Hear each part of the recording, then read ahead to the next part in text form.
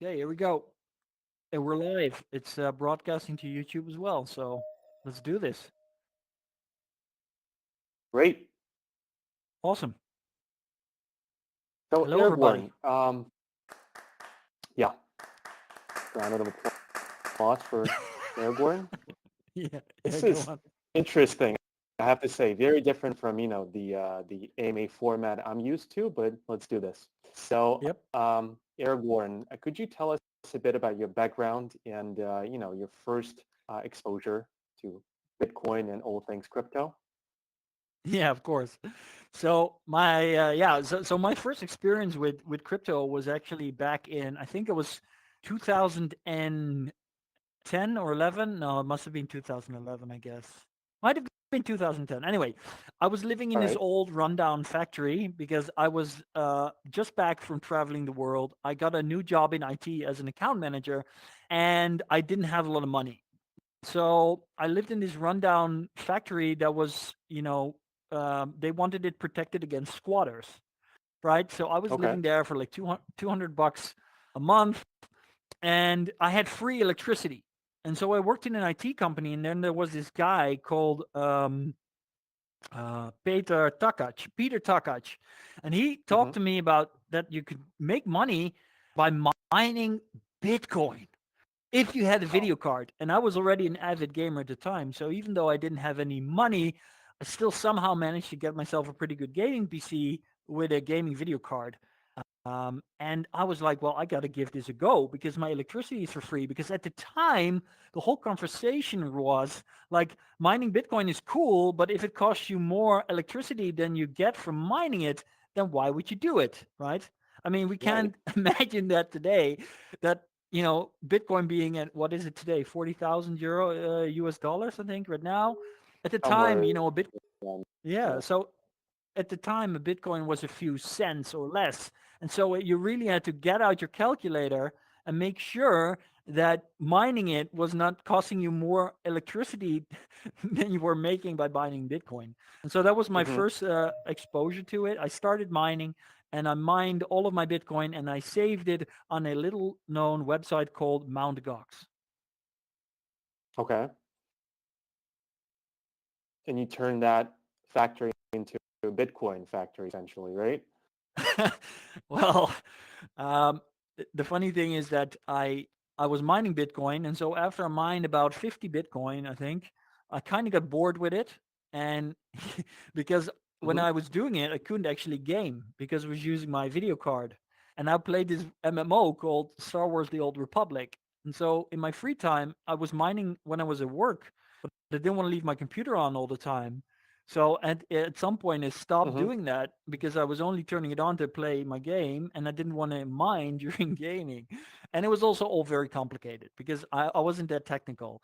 And that, I saved it to Mm-hmm. Mount Gox, the 50 Bitcoin, and then I kind of dropped the project, and I didn't really pay attention to it until I read in the newspapers a few years later that there was this major fraud going on this platform called Mount Gox, and apparently, Oh. people's Bitcoin was on there, and I was like, oh my god, I got so many Bitcoin on there. So I went there, and well, we know for those of you that have been in crypto for a long time, Mount Gox was the first really big crypto scam, or well, not scam, but Mm-hmm. it was the first platform to go down, and basically all the users lost their coins, or to a big extent, unless you could prove it. Mm-hmm. So I lost all of my Bitcoin there. Yeah.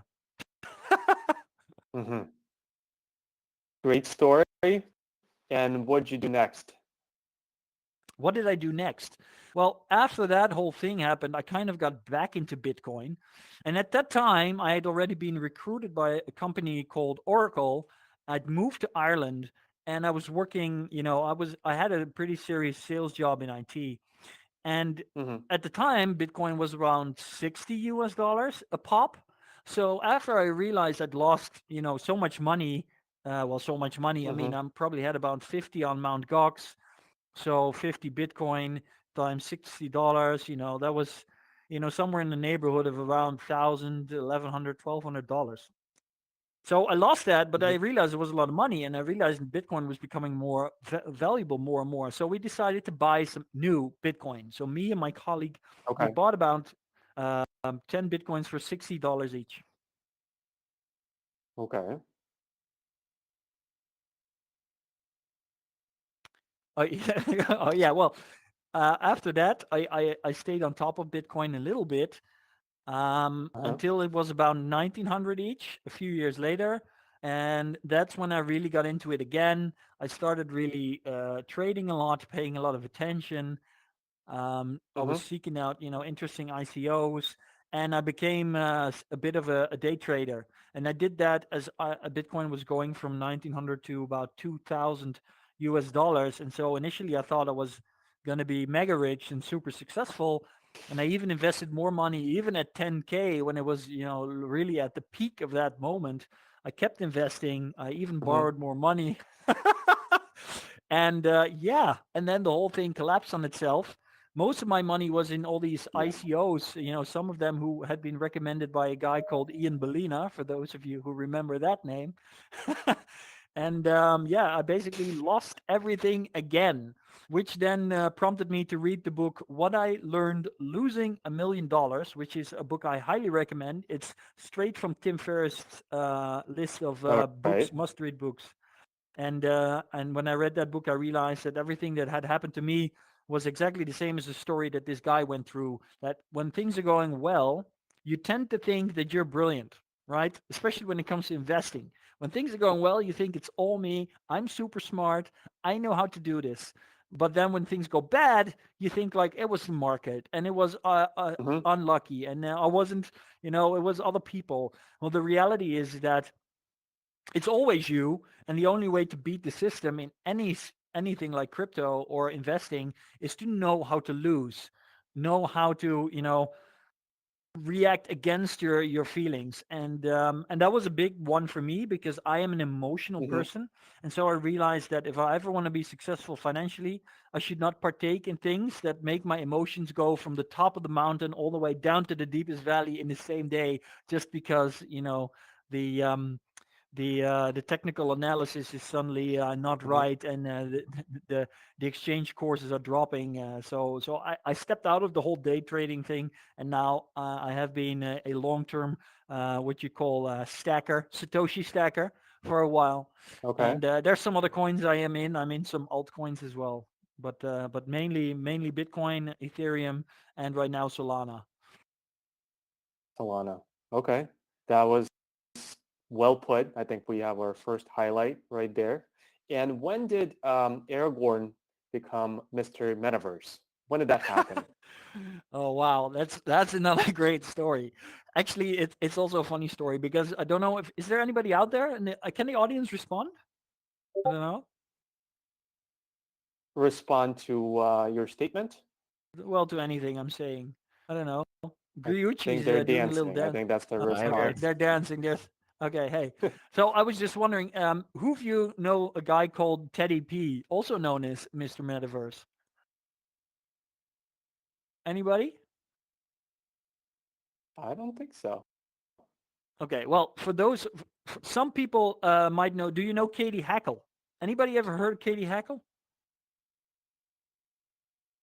I don't, but maybe Daniel does. Okay, okay. Well, that's all right. I'm sure the people that will be listening to this AMA or podcast later on, they will know who Teddy P is, and they will definitely know who Katie Hackle is. So Katie Hackle is an American journalist, Hmm. and she's a tech journalist, a futurist, very much on the forefront of what's going on in the tech space, crypto, but the metaverse as a whole, particularly. She's a very big name. And so she organized a meeting recently in Paris where all the what they called quote Hmm. unquote big names from the metaverse space were coming together to think about what's going on in the world, what's technology doing.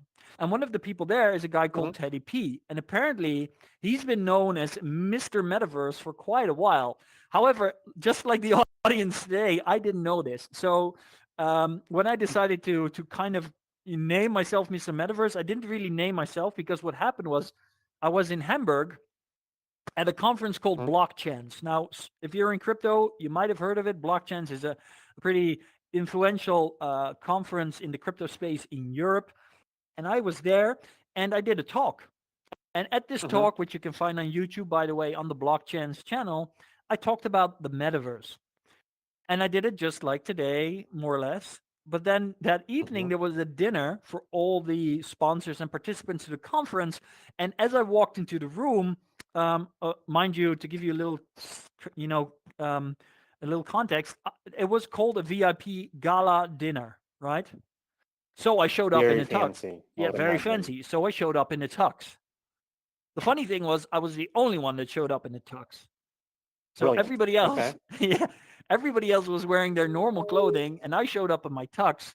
So I came into the room. I walked in, and I know I do. I know I have a kind of a flamboyant personality, but I walked in, and then there was this.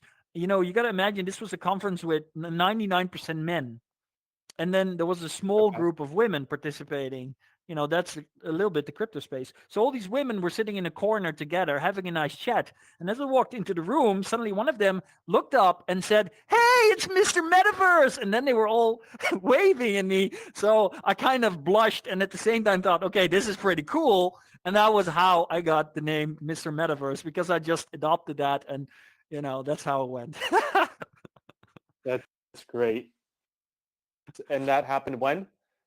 Back in That was in December. That was the December. 2nd of December, 2021, last year. Yeah. Perfect. So I do have to ask you, what is metaverse? And please explain it to me like I'm 5 or I don't know, 75, because I have no idea what it is. I've seen I've watched some videos, people talked about metaverse, but what do you think metaverse actually All is? right. Okay. That's a great question, and there's many ways to answer it. And right now, there's a lot of discussions going on. People saying, you know, this is the metaverse, and that's not the metaverse, and this is the metaverse, and that's not the metaverse. Um, Exactly. I think. One second. I'm just going to pull out this little cable here. So I think the important thing to realize is that nobody can actually say right now what is or is not the metaverse per se, because it's a concept. It's a thing that's in develop. It's like growing now. It's evolution, evolving, right? Mhm. Of course, you could say that, you know, what was originally the metaverse. Some people refer to the book Snow Crash, which was written in the 90s, and it's the first Mhm. book to ever mention the word metaverse. It's becoming very popular to refer to that. But I think it's not entirely fair to take that as a starting point, because that's just one writer coming up with a concept in one of his books as as a plot device. Excuse me, as a plot device. And right now we're looking at a real world where several technologies are all coming together uh, into their, you know, into a form of maturity, and they're cross pollinating and influencing each other, right? So when you ask the question, what is a metaverse? Um, it depends on how you want to answer that question. But Mhm. let's take a step back. Each and every one of you here, everybody listening to this, I'm asking you, and you can think of it on your own. When you were a kid, would you fantasize about different worlds, different realities? Would you think of yourself as a knight or a princess, or perhaps a female knight, or, you know, a superhero or a god, or, you know, anything you can come up with? I'd say that Mhm. for 99% of us, the answer is yes, right? We fantasize about different worlds. Some of us even have imaginary friends that we talk to, that we share, you know, experiences with. And then some of us, you know, we brought our real friends into it by explaining them what was going on. But there's always a little bit of a boundary as you grow up. Because as you become older, being able to share that fantasy world that you live in, that alternate reality, becomes increasingly complicated, right? Now Mhm. imagine that as you grow up, you can still connect with other people in a different reality, and you can still share that experience with them. That would be amazing, right? So I think that that Mhm. is what the metaverse is. The metaverse is a way for us as human beings to reinvent how we interact with each other and how we interact with reality itself through what we call an extra layer, which is the metaverse. So you could say, in a sense, the metaverse is only really a meta layer on top of the internet that allows us to have a different interaction with each other in the world. Does that more or less answer your question? I think it does. Yeah, that's well put. Again, thank you, Aragorn.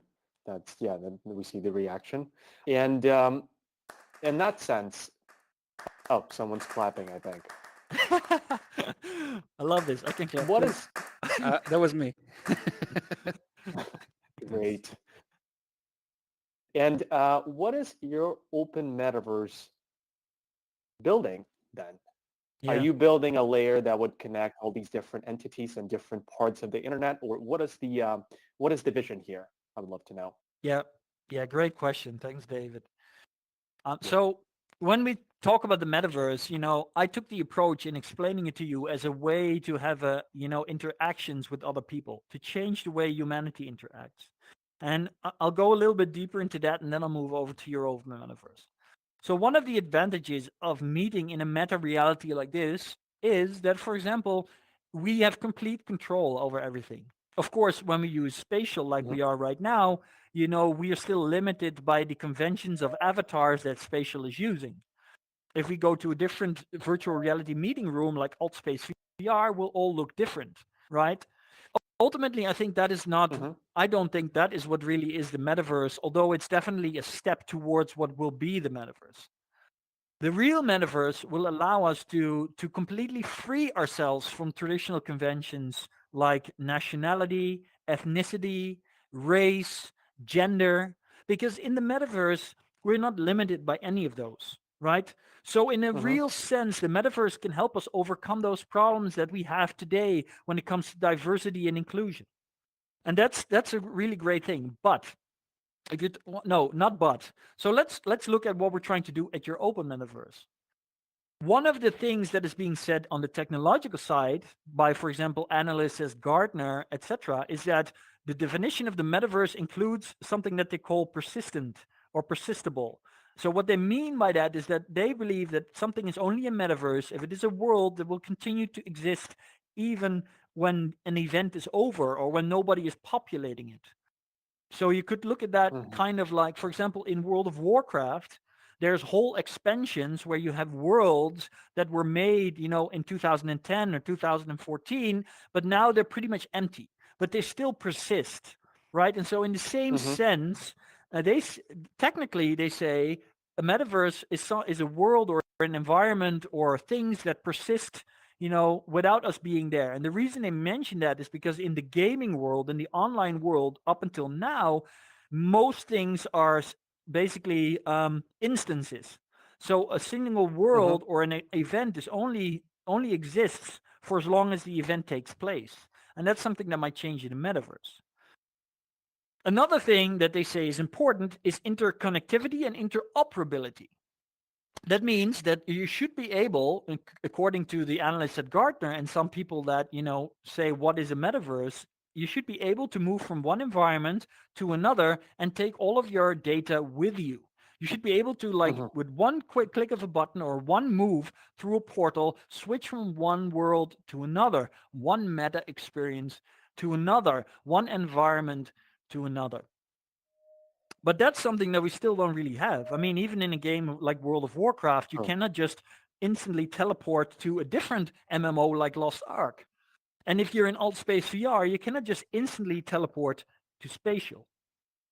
Mm-hmm. So what we're trying to build at your open metaverse is what we call the first layer one metaverse. And what I mean by layer one is a world that is basically a platform that allows you to build anything based on your own preferences. You can build your Mm-hmm. own universe, but you will still be able to connect it seamlessly to any other universe built on the platform. In Mm-hmm. comparison, if you go to Decentraland or Sandbox, you have to adhere to the conventions used by that platform. For example, in Mm-hmm. Sandbox, everybody will always look pixelated, blocky, because that's the look that they Yeah. chose. That's the limitation that they have. the same thing also means that right in those worlds, you have to basically act like a normal human being as you go around them. You cannot just decide that you're going to fly around or that you look like a light bulb instead of a human being. You have to adhere to Mm-hmm. the conventions, just like here in spatial, we have to use these avatars. That means that these are what we consider a layer 2 metaverse, right? These are metaverses that might have interconnected experience, but they are limited within the conventions of that metaverse. On Mm-hmm. your open metaverse, the only limitations that you'll have will be the limitation of the 3D engine, which in our case is Unreal Engine 5, which we also hope that in the future will become an open standard. But that's something, we'll just have to see and wait, because for something like this to really evolve and grow, you need open standards. We learned that from the development of the internet. But because Mm-hmm. Epic Games is already so heavily invested in making Unreal Engine the best engine in the world, because they're making really good headway in the technology, making it able to generate bigger and bigger worlds, and because they already made it free to use in 2015, we foresee a future where they will definitely move towards that, I'd say. But the Mm-hmm. best part of your open metaverse is that if you can do Unreal Engine in the future and you use our software development kit, you will be able to create your own meta experience for your brand or for yourself or for your friends or your community. But it will also be possible to make it persistent and interconnected with Mm-hmm. any other meta experience on the platform, as long as you both agree to do that. So let's say you, David, create your own meta experience, and I have my own meta Let's. experience, and we agree to have a back door, then I can just jump Mm-hmm. from my world to your world in an instant. Does that mean that my avatar would remain the same when I travel or travel to a different meta space? So technically, that's something that we definitely want to make happen. But it also Like depends ideal in because, the ideal yeah, so metaverse, yeah. ideally it would. But on our platform, if Daniel would say, for example, I want to create a science fiction metaverse where everybody looks like a slug, then obviously it would be impossible to go to his world and keep the same looks that we have in your metaverse where everybody looks like a human being.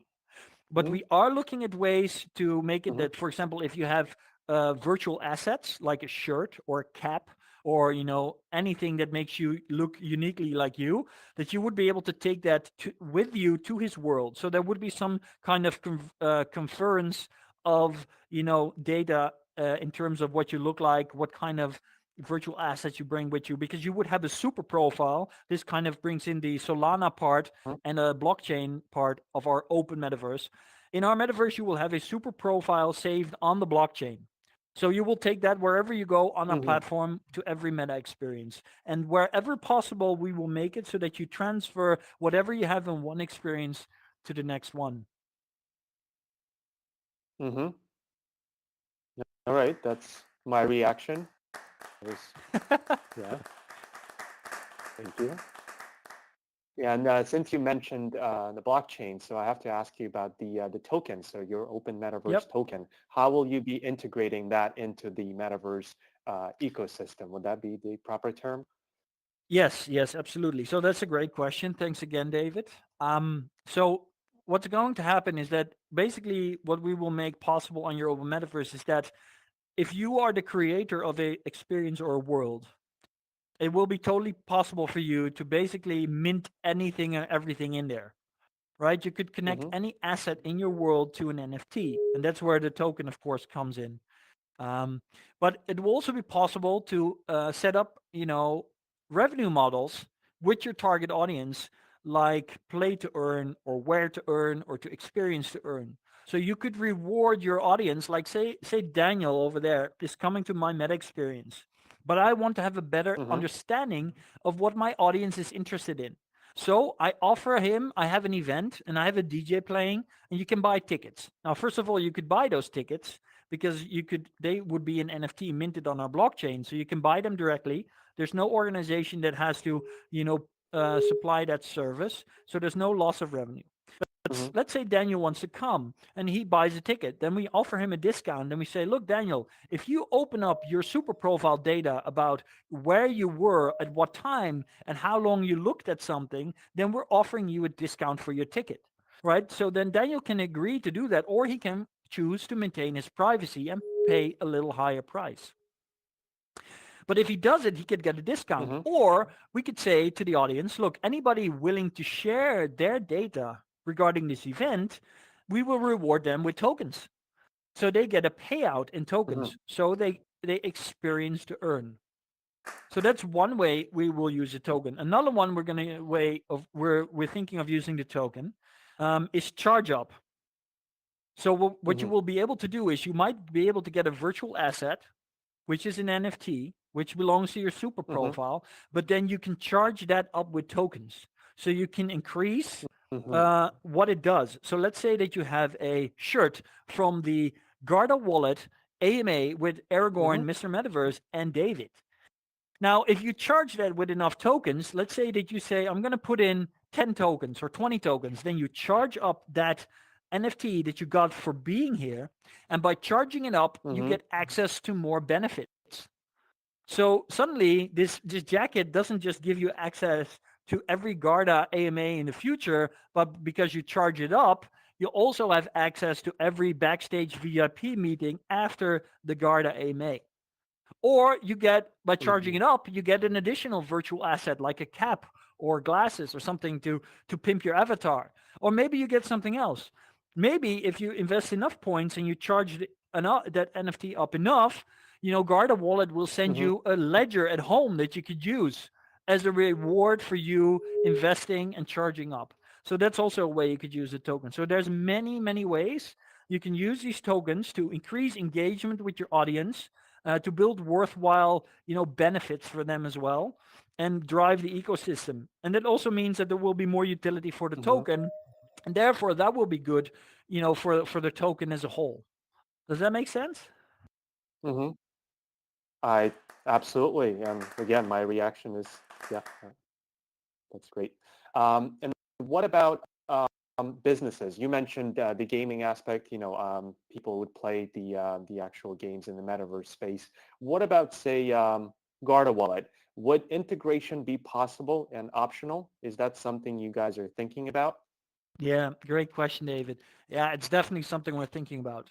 Obviously, for us, the utility of the token is important, but utility is worth nothing if there isn't, a seamless way to interact and use, right? So it will be paramount for us in our platform to not only bring on board big brands with Mm-hmm. big meta experiences and then create environments where tokens are very valuable and have utility, but it also needs to be a seamless interaction to use them, and that's where wallets really come in.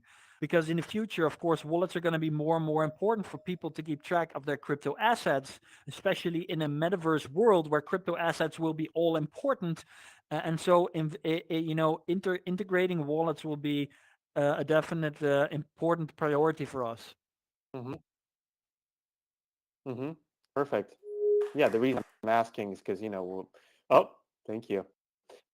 So yeah, the Guarda, we have support for certain NFT, items that you can just store in your wallet, but we're looking to expand functionality, and that's, why we're having this talk today and learning more about Metaverse. And yeah, that's our goal here.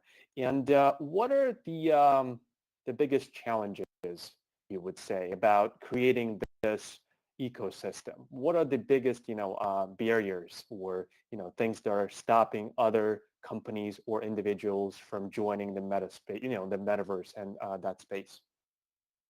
Yeah, good question. I think ultimately one of the big challenges of the metaverse, but even crypto as a whole. I mean, most of the people here, Hmm. most of the people watching this talk and listening to it, they're probably enthusiasts. They're people that are already convinced. We're in this space, but we're also inside our own little bubble, right? I mean, I Hmm. heard on a radio podcast, a podcast called Satoshi Radio in the Netherlands the other day. They said, "Oh, we already got 1.6 million Dutch people with crypto assets." And that's true. That's cool. One a part of those 1.6 might be Revolut users that really just bought crypto on their Revolut app, and they have no idea. They don't have their own wallet. They don't know how it Hmm. works. So the number's probably even lower, right? Some of these might be double users. So that means that less than 10% of the Dutch population has crypto assets. right? And even Mm-hmm. less than that actually knows what that means, what it entails, what they can do with it. And it sounds like a lot when you say it's 1.6 million, but it really isn't. It's less than Mm-hmm. 10% of the world that's in the crypto space. And so now we're looking at the metaverse and we suddenly realize, okay, the metaverse is all these technologies coming together. It's virtual reality, augmented reality, blockchain, artificial intelligence. But if you look at what kind of technologies need to be adopted by its users, it means that if you want to be in the metaverse, you need to be, kind of crypto aware. You need to be NFT aware. Mm-hmm. You need to be virtual reality savvy. You need to have some kind of idea of what's going on online. So the reality is that the people that are actually taking part in this right now is a super small fraction of the world population.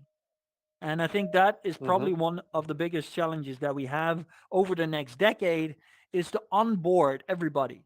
Like you said to me, explain to me what the metaverse is like I'm a 5-year-old. I think that's really the obligation and the responsibility that we as those people that are already in here have to the world is on board people. If you have a virtual reality headset at Mm-hmm. home, get put it on your mom or your dad if they're not familiar with it. Make them have that experience. um, Tell your friends and your family about the things that they can do with crypto, why it matters to them in the future.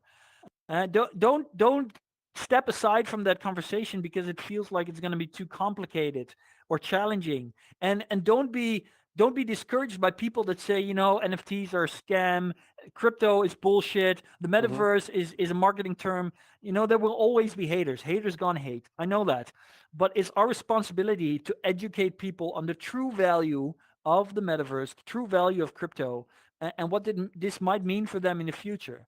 And I would say the most important group for us to focus on is kids, right? Like, for example, my little cousin, Really? my godchild June, she's being growing up out in the country with my sister. And my sister doesn't want her to do anything with tech because she says, kids need to be outside. And I agree. But at the same time, I think Mm-hmm. that by completely, disconnecting her from technology, my little cousin is going to be seriously hampered, seriously handicapped in the future as a part of her generation. So I think we have a responsibility to find that fine balance for our kids where we let them interact with the virtual world, learn about it, not just let them play games on a tablet on the couch. No, Mm-hmm. educate them about, crypto, be interested in their world because they're probably playing Roblox. They already have virtual currency. They're asking for it for their birthday, right? It's our responsibility to teach this younger generation what's going to come next, what their future will look like. Okay, so Mm-hmm. I kind of went off the rails there. Sorry, sorry, David. No, you didn't actually. Yeah, I agree. That's one of the reasons, we introduced the audience to the Guarda Academy to educate people, about how they can use the wallet, how they can get more familiar with the crypto space. And I think that's the perfect way to make sure that people are not afraid of the technology and not afraid, to enter the future space. Yeah, absolutely. All right. And I think now it's the perfect time to talk about the community. I noticed that you guys are doing many things. You mentioned weekly meetings, I believe, that take place in the metaverse. Is that so?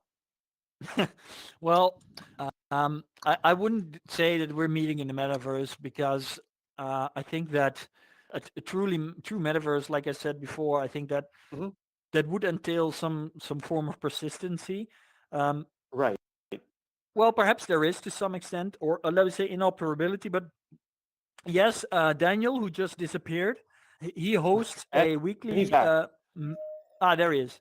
Yeah, so Daniel hosts a weekly Metaverse Explorers group on Wednesdays, where we meet in Hmm. Altspace VR or in spatial like this, and every week there's a speaker. So we're getting CEOs and founders and people from the metaverse space, from metaverse companies, to talk every week about a specific topic. So far we had Shay who talked about cyberbullying and the dangers for Hmm. children in the metaverse in the future. We had Mark Studholm who spoke about his Metamundo project and making portals using bridge technology between blockchains and between metaverses in the future. So he's trying to fix that problem where different metaverses are not connected to each other yet. Um, this week we have another speaker. I'm not 100% certain on who it is, but there's a different speaker every day. And I think somewhere in April we have Alistair Hume, who is a famous YouTuber for making this metaverse video on the future of humanity. It's very cool. I highly recommend it. So there's that. And then once a Mm-hmm. month we also do a round table. So again, Daniel over there is in charge of that. He organizes the round table event once a month where we have professional moderators and hosts to talk about interesting metaverse topics. And we usually have a set of, four guests or something like that at the table. And then you can join in as an audience. And we have different people joining us in the conversation.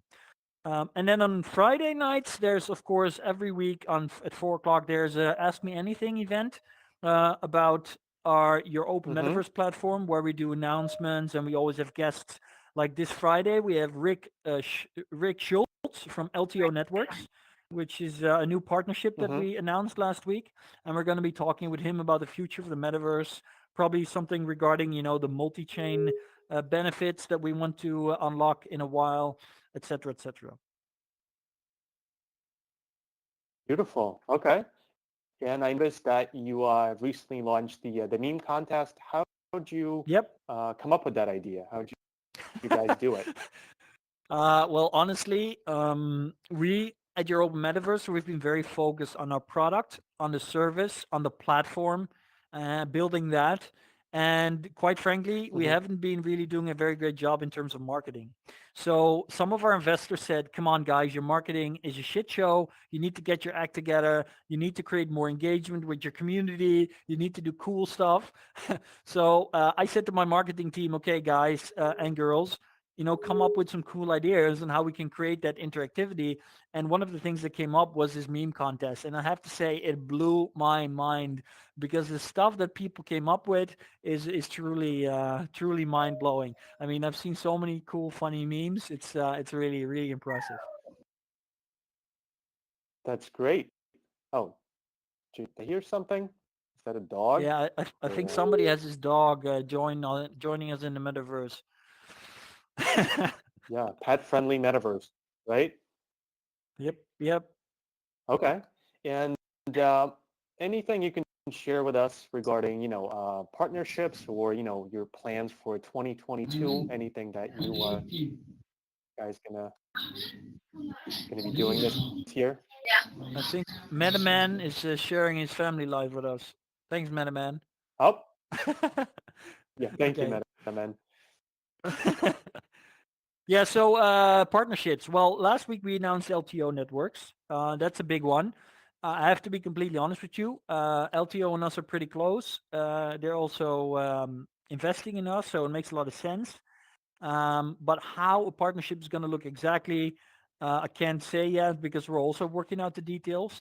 What I can say is Mm-hmm. that we have very big hopes for this. I mean, ultimately, we're building on the Solana blockchain, and LTO has their own blockchain. But like I said before, we envision a world that is multi-chain, where you can take your super profile from Mm-hmm. one chain to the next and be on different metaverses with it.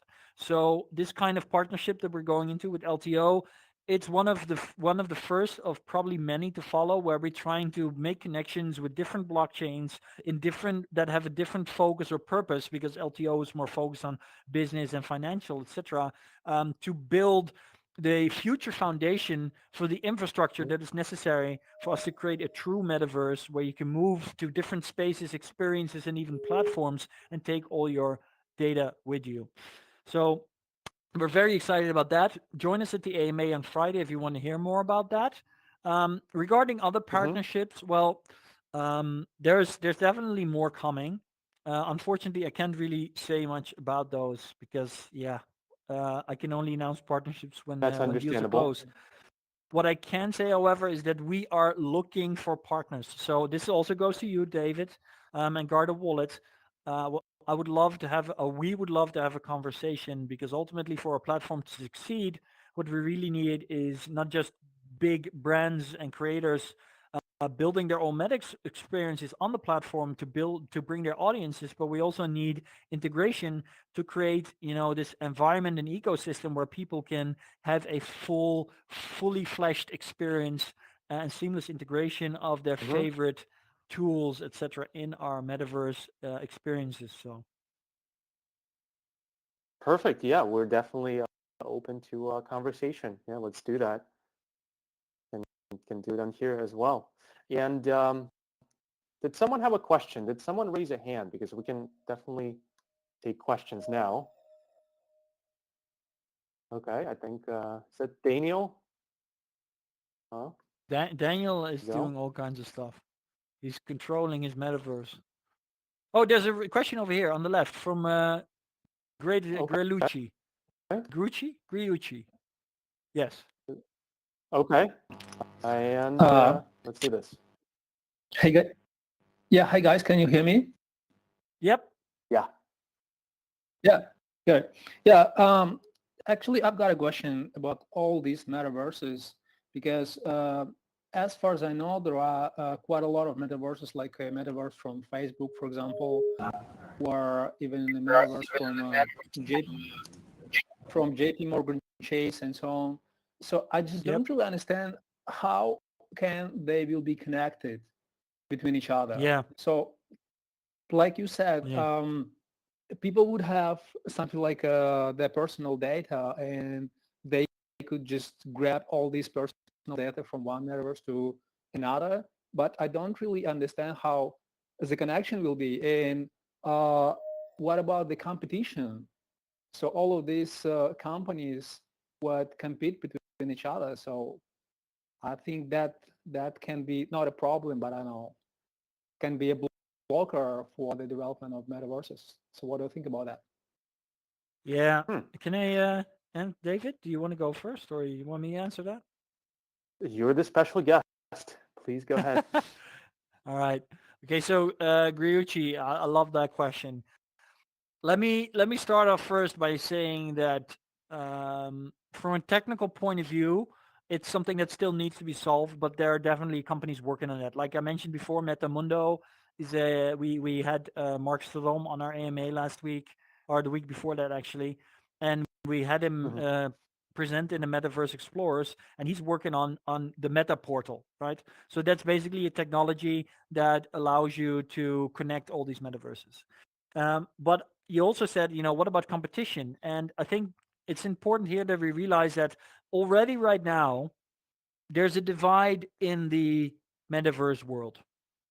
There's the big Mm-hmm. brands like Meta, led by Mark Zuckerberg, and other big companies, corporates that are already trying to build the metaverse and claim it for themselves, but what they're really Mm-hmm. offering is another version of the internet, a walled garden approach where they will create some kind of environment where you have to give all your data to them, so that you may use it. And what they're really Mm-hmm. hoping for is that they can leverage their size and significant capital to create that and make sure that the masses, because let's face it, everybody here, I said it before, we are in a little group of elites that are already in this space that have this understanding of what's going on with tech. But most people out there, and this is in no means meant in a derogatory way, but the Janes and Jones out there in the world, they don't really care, right? They just want to have a seamless experience and they just want to have fun Mm-hmm. with their friends. But the big brands, they are betting that these people will just, without question, without consideration, move into this new walled metaverse. So what we have to create, and that's the other side of the metaverse and community, is we have to create open metaverses. We have to Mm-hmm. use blockchain technology to make an experience where you as a user are in control of your privacy, and where me as a brand, I have benefits from being in that open environment because it allows me to create business models that would otherwise not be possible, to monetize in ways that otherwise would not be possible. So one of the examples is if I sell tickets for an event straight to my user base through a blockchain, I don't need to pay some kind of ticketing company, so I get more of the revenue stream. So there's a benefit to me, and there's a benefit to the users because they're going to be on a blockchain and in control of the data they share with me. So the metaverse world Mm-hmm. right now is divided in those that believe in an open metaverse, like us, and those that believe in a walled garden metaverse and are trying to realize that. And the reality is that most of the money is on their side, on the walled garden Mm-hmm. approach. But I truly believe that as soon as there's interesting experiences that people can partake in, where they have to go outside of the walled garden, and they then run into they have that experience of being totally free with their profile, I think the choice will be made. So again, I come back to what I said before. We need to educate the people around us. We need to share with them what's going on. We need to bring them on board so that we can reach that critical mass to make sure that open metaverse is going to be the standard that everybody else has to agree to. The internet today would not exist if it was not for open standards, right? Open standards is what Mm-hmm. made it possible. Beautiful. Thank you, Aragorn. That was good. Any other questions? Anyone? Anyone in the audience? Oh, we're dancing apparently. Sorry. I saw somebody dancing over there, so. No questions. Oh, we got another question. Please go ahead. Actually, yeah, I've got another question. Um, you told that you invested in ICOs, right? So some time ago, and Yeah. probably you know the situation right now that there are quite a lot of ICOs. And can you compare this time with that time in terms of ICOs? And the second part of my question is like, is there any comparison between metaverse right now with something, I don't know, what we used to have before? I don't know, for example, you can compare metaverse with the internet or something like that. Oh, yeah. Yeah, yeah, of course. So, first of all, ICOs and the current situation. So, I'd say that there's a big difference. Yes, I participated in those in 2017 and 2018, and I lost a lot of money because a lot of them went belly up, right? And I think what we need to realize is that times have changed. Back then, it was a true cowboy country. Like, it was a wild west. And so a lot of these ICOs, they didn't really know what they were doing. Many of them just wanted to make money. There was all this hype going on. But this time around, there's a whole generation of people like you and me that went through that. So we're not investing in that kind of project anymore. Now it's all much more professional. They always have a proper white paper. They always have peer reviews. They, at least the good ones do. There's always advisors on board, specialists, right? So what we also see, for example, if we look at our own IDO that we're planning for this year at Europa Metaverse, a lot of people complain because in our IDO, we're only like 200 to 300K is going to be in the public sale, whereas we already closed 3.5 million in private and strategic. So the percentage of public is very small, and people are like, "Why? Why isn't it bigger? I also want to invest." But the truth is that by doing it this way, we are protecting the long-term interest of the project and its investors. Because by doing that, we will not allow it to be possible that a majority of the tokens is being pumped and dumped on day one, and thereby Mm-hmm. destroying a whole project, because that has happened so many times in the past, right? So I think that yes, there are definitely significant, you know um in some ways it seems to be like the same situation in 2017, 18, but it's not. The market has Mm-hmm. matured, the space has matured, the professionals in the space have matured. So on to the second question that you have regarding, are there other times or developments technologically that we can compare to what's going on today? And I would say yes. When I do keynotes, I often show this video of Dutch people in 1998, and the interviewer asks them, "Do you have a mobile phone?" And they Mm-hmm. say no. And then he says, "Would you like a mobile phone?" And the answers are like this. The first one says, "Nah, I don't need a mobile phone. I'm not important." And then second is a woman with a bicycle taking her kids to school, and she's like, A mobile phone. Imagine that. People would call me when I'm bicycling to school. And then the third one is like a mobile Mm-hmm. phone. No, when I get stranded with my car, I just go to a farmer. They have a phone. And finally, there's a student, and he says, no, I just bought an answering machine. People can reach me 24/7. These people in Mm-hmm. 1998 had no idea what was coming.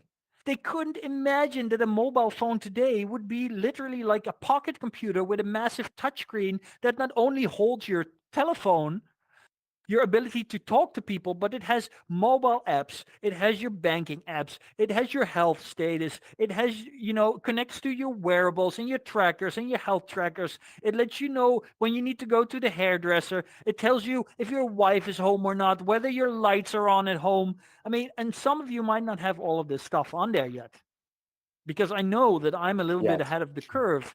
Yet, that's the point. Yet, because if it makes your life more comfortable, the chances are 99% that you're going to have it within the next few years, right? So Mm-hmm. the same goes for the metaverse today. We truly cannot imagine what's going to happen because we see that blockchain technology is maturing, artificial intelligence is maturing, motion capture technology is maturing due to artificial intelligence. That's already a big example. Virtual reality is maturing, augmented reality is maturing. The hardware that's needed to do augmented reality, like HoloLens or even, eye lenses or glasses that are super comfy and lightweight, that's maturing. High data transmission technology is maturing. Human machine interfacing technology is maturing, and all of this technology is going to come Mm-hmm. together and have, like one big orgy. And we're going to have some love children of One could technology say. that yeah, and we're going to have some love children of technology that will completely change the way we interact with the reality and with each other. And the metaverse is just that. Perfect. And how soon do you think that transformation is going to happen, Well, roughly speaking? yeah. So of course it's very hard to say, but most of you will probably have heard Right. about Moore's law, and some of you might have Mm-hmm. heard about Wright's law.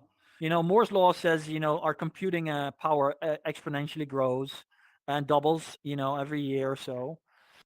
It's a very that's not exactly what it says, but you kind of get my drift. And then Wright's law Mm-hmm. says that as more units of a certain technological gadget become available, the price for producing it goes down exponentially. And so this is also important. If we look at all these graphs, we see that they have been in a is that correct? Parabolic shape, Mm-hmm. exponentially going faster and faster, right? Mm-hmm. So if we look at the development of the internet as an example, and we look at the development of mobile telephones and mobile internet as an example, we saw that that was in less than a decade. We went from having nothing to having a Mm-hmm. completely life altering technology that every one of us carries around every moment of the day, right? At least here in the West. And Mm-hmm. that speed of change is only growing. It's only going more rapid. So what I would say is that we'll see this metaverse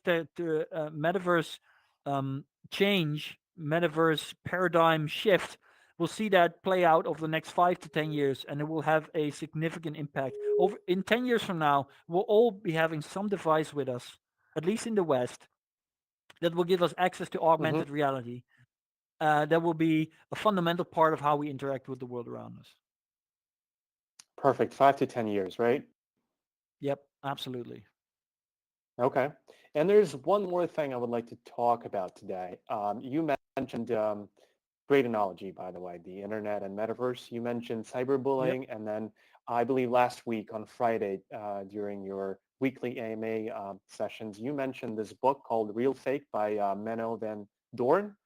And Yeah, Men of why do you Vandoorn. Yep. think people should read?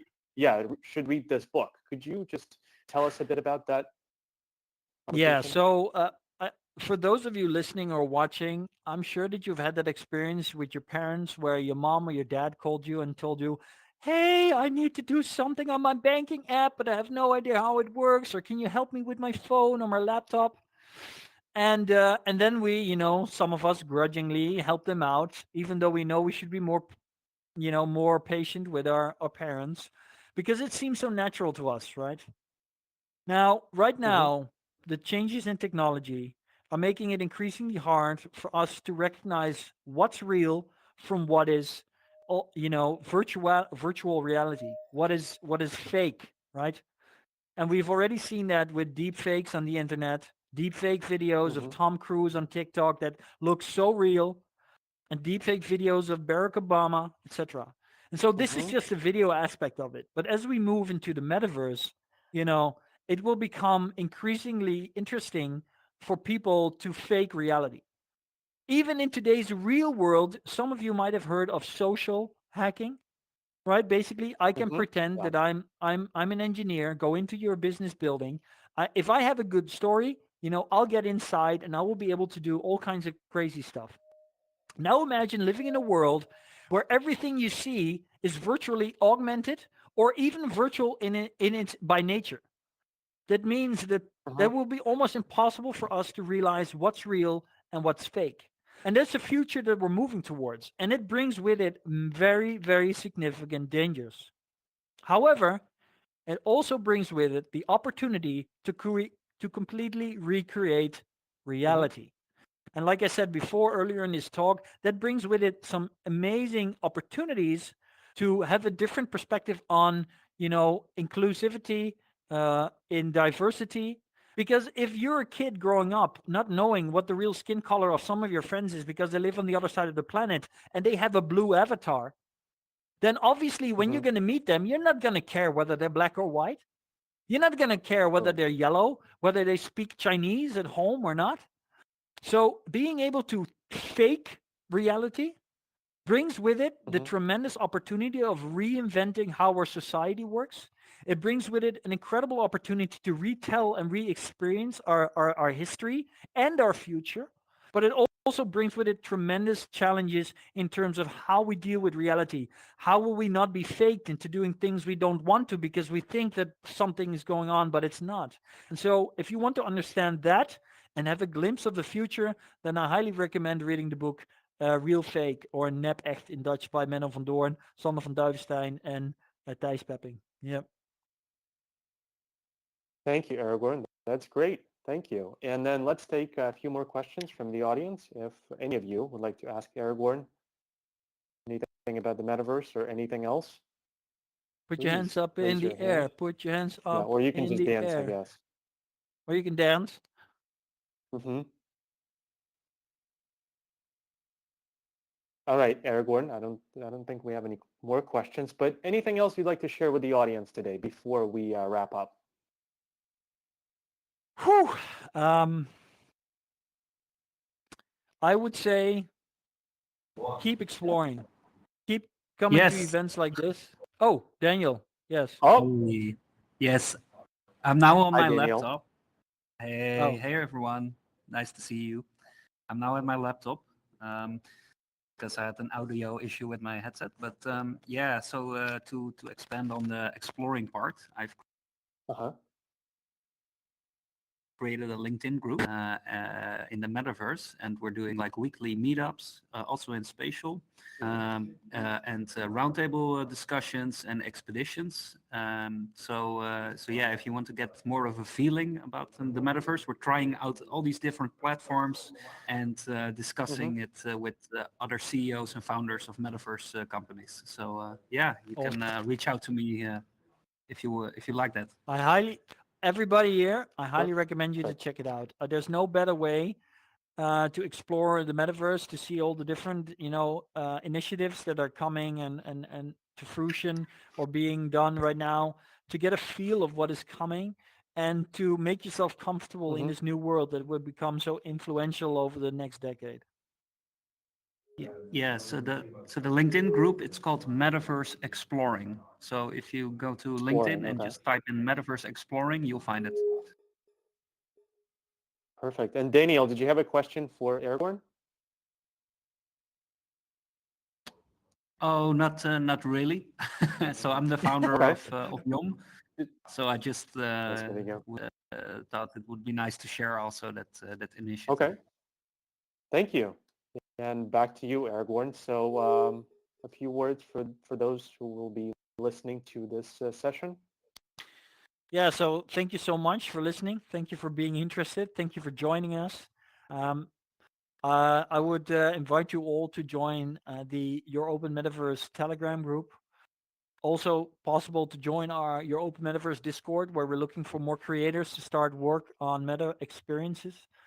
And if all of that is too much, feel free to follow us on Twitter at Yo Metaverse, YO Metaverse. So that's our Twitter handle. And feel free to reach out to me on LinkedIn. Aragorn Mullendijks. There's not a lot of Aragorns out there, so it should be pretty easy to find me. Thank you so much. Okay. Aragorn, thank you. A round of applause. Great session, I think. Applaud. And yeah, thanks for joining us for the Guarda AMA event today. Yeah, And David, it's my yeah, pleasure I'm and glad. honor and a privilege. Thank you. Okay. Thanks, everyone. See you next time. Bye-bye.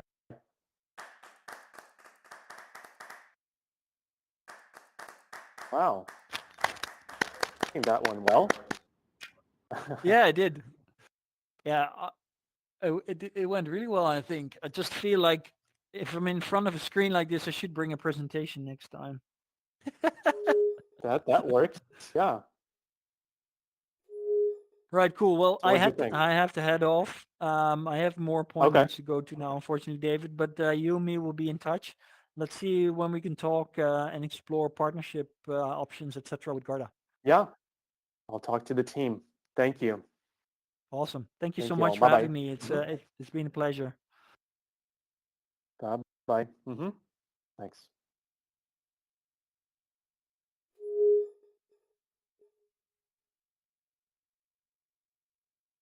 Now everyone can explore the space.